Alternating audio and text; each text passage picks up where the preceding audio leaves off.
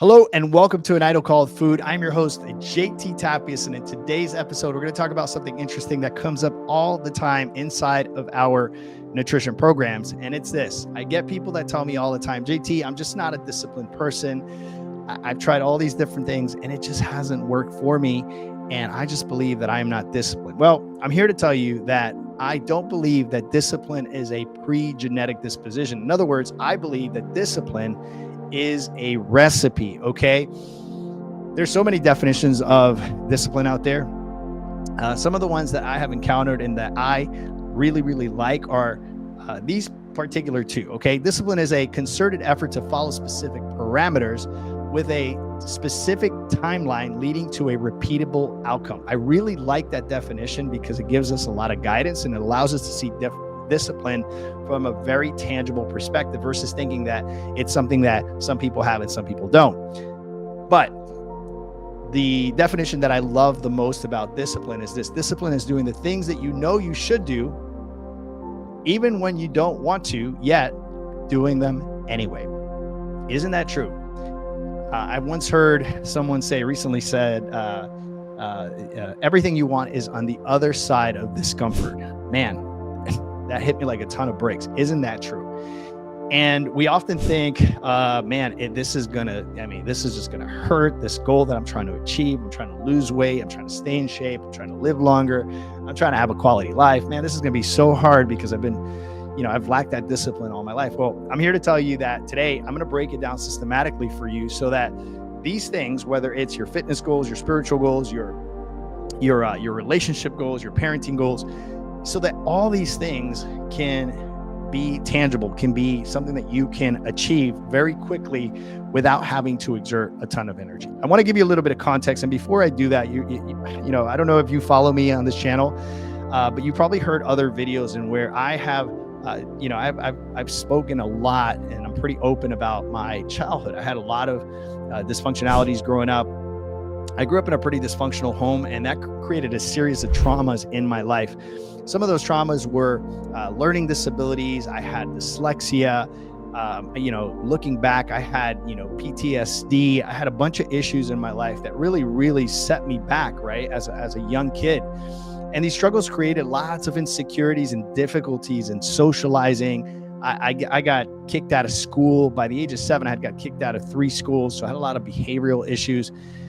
But by the grace of God, I had this kinesthetic abilities, right? In other words, I had this ability to be very coordinated, and I was good at soccer. I was very talented at soccer at the age of 17. My dreams came true. I got to go to Europe and play competitive soccer. That was an amazing dream that lasted very short. It was a very short lived dream, but I did it anyway, right? And at the age of 24, my life basically comes to a halt. My career ends. I have to reinvent myself. 9 months, I'm super depressed. I don't want to do anything. I don't have passion for anything. I'm looking at all these different careers. I'm talking to all these people, and nothing really made sense to me. But thankfully, when I was playing soccer, I always paid a lot of attention to the physical trainers, the people that were doing our conditioning, our physical therapist. I always had like this desire to understand a little bit deeper what these people did. And so, naturally I went back to something that I knew I already had experience. I already had clocked in some of those 10,000 hours that some people say you need in order to be, good at something. And so I said, you know what, I'm going to start the gyms. I started this concept in Tampa, Florida, probably in one of the most gym saturated areas in the world, 30 gyms in a 5-mile radius. I started a little tiny personal training studio. And early on, I knew that I wanted to bring a product to the marketplace that really helped people, but I also needed to differentiate myself from the competition. The way I went about that was making nutrition the number one component. But because some of that dyslexia still kicks in, I started looking at keto, Atkins, South Beach, all these different diets. And I'm like, man, I don't like some of these components, right? I don't think a lot of these components are sustainable. So we started to create what we call now the empty your bucket nutrition plan. This is like 2 decades ago. And all of a sudden, our gym became one of the most popular gyms. We grew, we moved out of that space, moved into another space. We started to replicate these little studios all over the place, and things were going really, really well. To make a long story short, I was 27 years old, and everything that I had been told that would come as a byproduct of discipline and self-control came to fruition for me. I owned multiple rental properties. I drove luxury cars. I had a substantial amount of money in the bank. I lived in one of the most expensive zip codes. I thought I was, God's, gift to earth, right?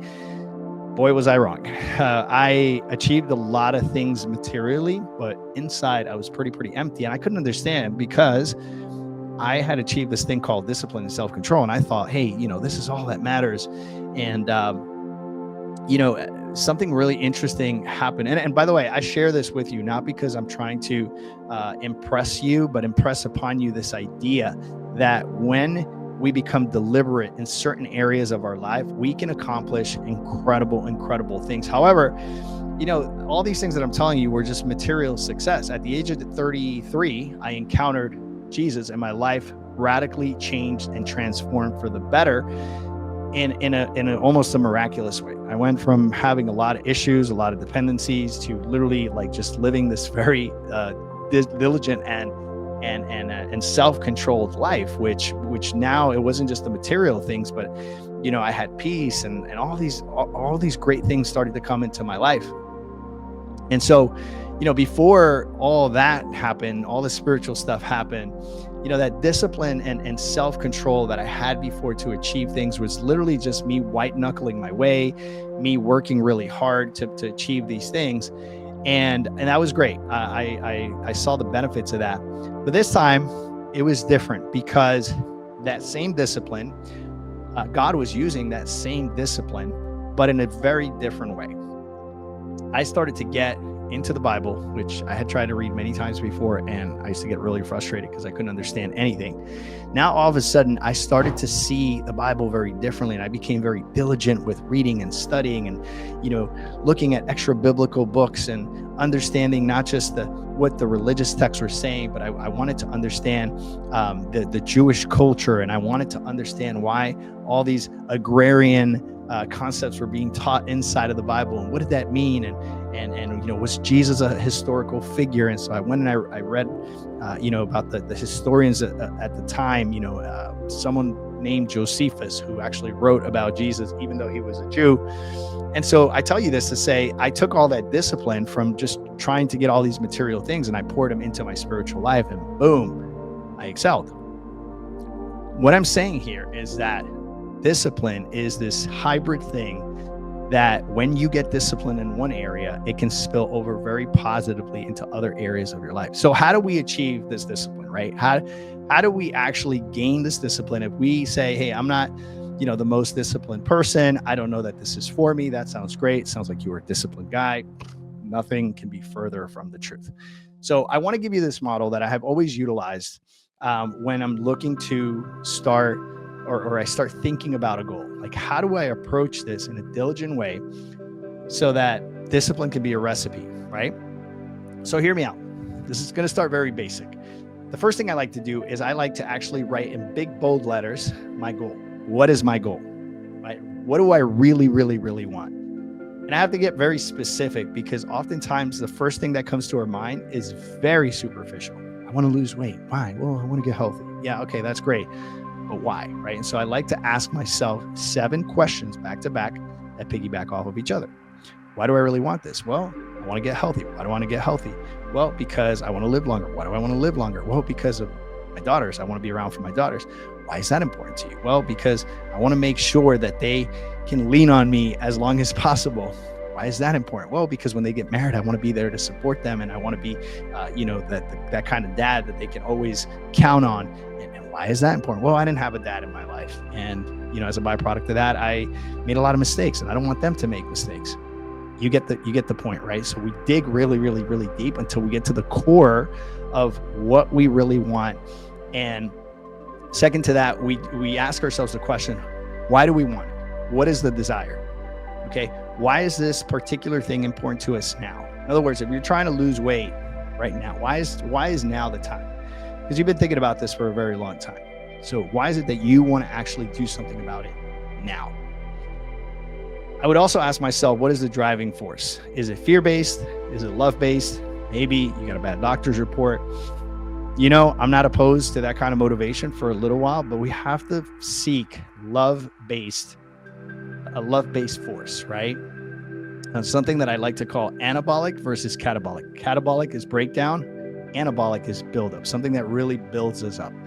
You see careers like Mike Tyson's career, which was built on fear. He was fearful of his past. He was fearful of himself. He knew he was a dangerous man. He had a lot of, skeletons in the closet, and that caused a lot of issues for him. And so a lot of his motivation was fear-based, and we see how his career ended, and that caused a lot of issues in his life. We see him as a completely different person now. I would say now Mike Tyson has a lot of love-based, goals, and that's why he's living differently. I don't want to get too far into his life, but you get the point, right? The other thing I would ask myself is, what is my level of desire?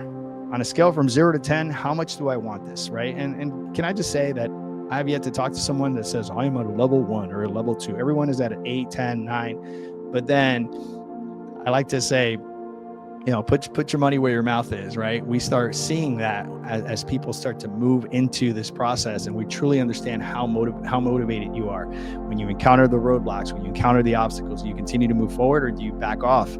That's really what's going to dictate your level of desire. The higher your level of desire, the easier it'll be for you to get through those difficult times, okay? The other question that's important is, how much effort am I willing to put into this in order to achieve this particular goal? That one's really, really important, okay? We have a lot of competing priorities in our life, and we need to make sure that this is a priority. If it's not a priority, I would say don't tackle it now. Put it in the back burner and wait until it becomes a full priority, because otherwise those competing priorities will always take over, and you will have a very, very logical excuse on why you should stop.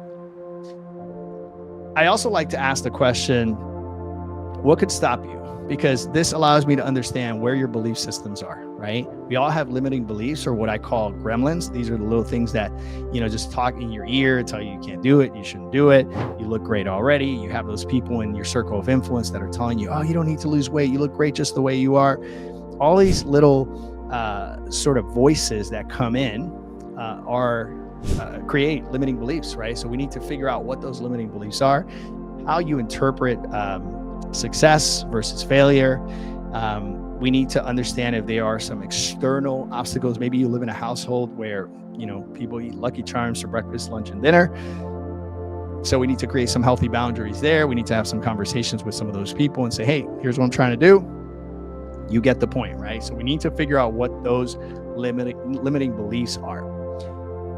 Next, we need a plan. We need to create a very specific plan on how we're going to get to this particular goal. I like to teach my members, the people that are inside of the Empty Your Bucket Nutrition Plan, this way of integrating all of these concepts, these goals into your life. So I'm going to give you some pointers here, and then I'm going to close out really quickly.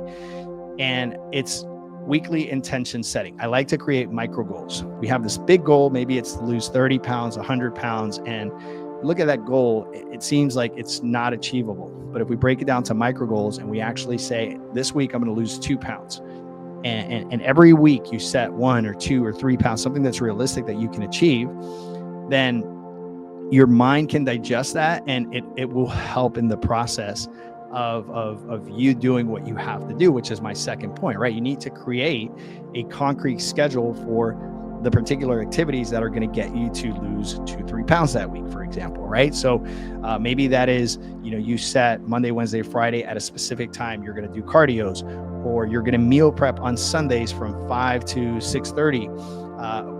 You get the point, right? So you create all the different things that you need to do in order to lose 2 pounds that week. You set alarms for your cardios. You set alarms for the times you have to eat. One of the things I also like to do is set a personal wager. If I don't meet some of these alarms, if I don't meet some of these appointments that I have with myself to do cardio, to meal prep, what I do is I create a little envelope, and every time I miss one of the things I said I was going to do, I put a $20 bill in that envelope, okay? At the end of the week, whatever's in the envelope goes to my favorite charity. Maybe you're a churchgoer, throw it in the basket. Do something that is painful in the moment because you have to take that money out, but it's going to a good cause. If you do that, you're going to put some friction there, and your brain is going to tell you to go do what you have to do. Lastly, I would say read your goals out loud. There's nothing more powerful than verbalizing what you're looking to do, not from this like metaphysical standpoint thing, like you're manifesting or you're declaring or, decreeing, none of that stuff. Okay. What I'm saying here though is when you actually write things out, you take things from your brain onto a piece of paper, but when you speak them out, now that's a third level of intentionality, right? Now you're speaking it out. You're making that part of your brain, the reticular activating system, aware of the things that you are aiming for. And that is just like a laser beam focus that your brain has, that reticular activating system that allows you to really, really bring things that are important to you to the forefront. Prior to that, you were deleting, distorting, and generalizing those ideas. All these things are super important. I know I've said a lot. If you need to go back and listen to this video again, please do so. Take notes. I promise you that if you consistently follow these things, not only will you achieve your goals, not only will you become disciplined, but you're going to feel fulfilled. There's going to be a satisfaction that's going to build motivation and momentum in your life. And I don't know about you, but I don't know if there's anything more positive than having that kind of momentum, that excitement in life, because that creates such an anabolic life, and things seem a lot easier. You don't have to exert all this energy in order to make things happen. And the things that seem hard before will seem easy now. So I hope you incorporate this. I hope you've enjoyed this title. The discipline is a recipe. I hope you believe it. Apply it. I always say that if you watch this whole video and you don't put it to action, you just wasted your time. We don't want to do that. Put it into action. Leave your results or questions down in the comments below. If we're not family yet and you haven't subscribed to this channel, please do so that you can see more videos, more content like this. My name is JT Tapias with an idol called food. I hope you enjoyed the video. I'll talk to you guys soon. Ciao, ciao.